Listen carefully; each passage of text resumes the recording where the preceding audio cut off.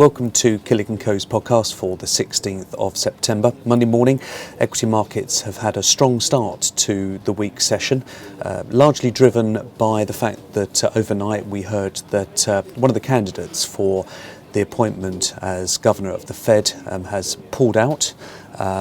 He is Larry Summers, and the reason the market has rallied quite strongly this morning on the back of that news was that he was deemed to be slightly more hawkish on policy, and his removal from the candidacy or withdrawal has meant that maybe we will be looking at somebody who could be slightly more dovish, slightly more supportive towards easing conditions in the monetary markets, and stock markets therefore opening up around 1%, including the DAX, which has hit an all-time high this morning. We'll show that on a chart in a short while. The real key feature for this week, it's the meeting of the Fed and the decision to taper or begin the tapering process to the extremely liberal conditions that they've created in the financial markets up until date. At the moment, they've been committing to around $85 billion per month of financial security purchases, and the expectation is that they'll reduce that this week to a number closer to $65 to $70 billion. So certainly not reversing policy at this stage, but just taking the foot off the gas a touch at the moment. In terms of other things that are impacting on markets, well, Syria certainly has had an impact. One's felt that it has held markets back a touch over the course of the last 2 or 3 weeks, just put a little bit of risk premium into markets, but that was reversing out towards the close of last week, as it was felt that the initiative that was put together by Russia has certainly delayed action and navigated a way to a potential solution there at the moment, and that has also helped the more positive tone to stock markets over the course of the last few days. So a quick look ahead to the diary. It's a little bit thin on both economic data and of course corporate data this week. We're taking a quick look here at those highlighted in black, which will be of interest to us.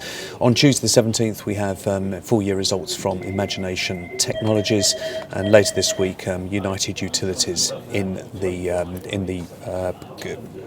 energy markets, and we'll also be reporting. But as I say, on Wednesday, it really is all about the FOMC meetings. Just be aware on Friday, it is the quadruple witching hour.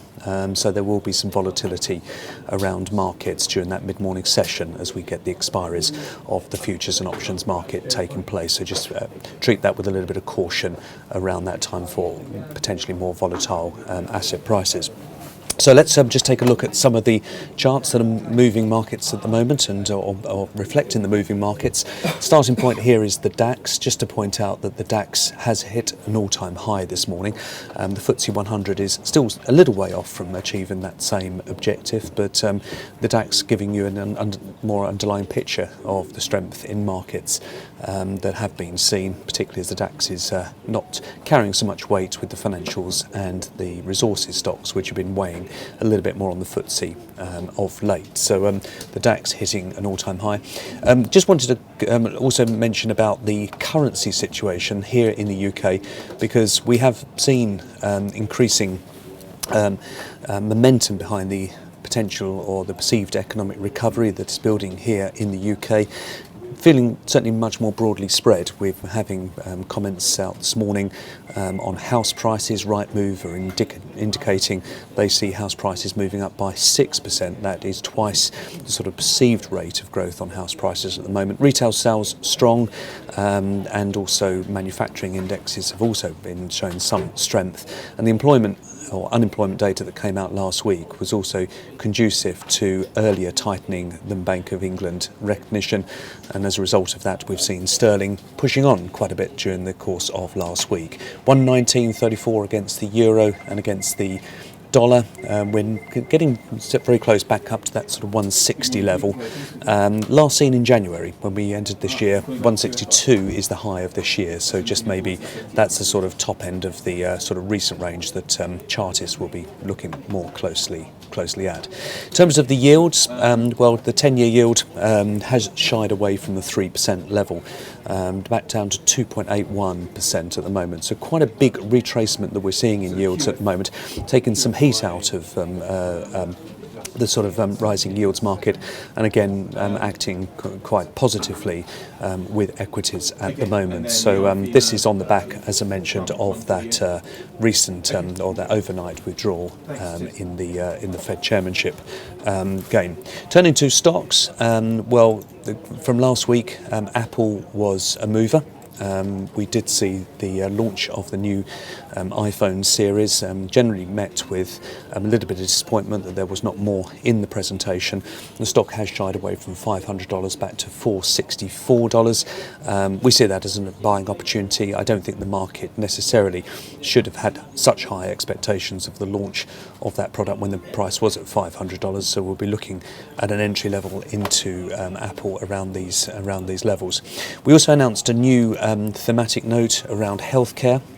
Three stocks that we've highlighted in the emergence of healthcare and healthy living as a sort of an overachiever in the growth stakes.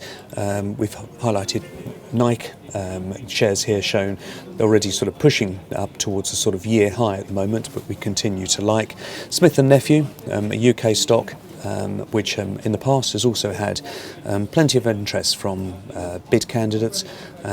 Smith & Nephew is on our buy list, and the third stock that we've highlighted is the Whole Foods market. Again, a $20 billion US stock with presence in the UK.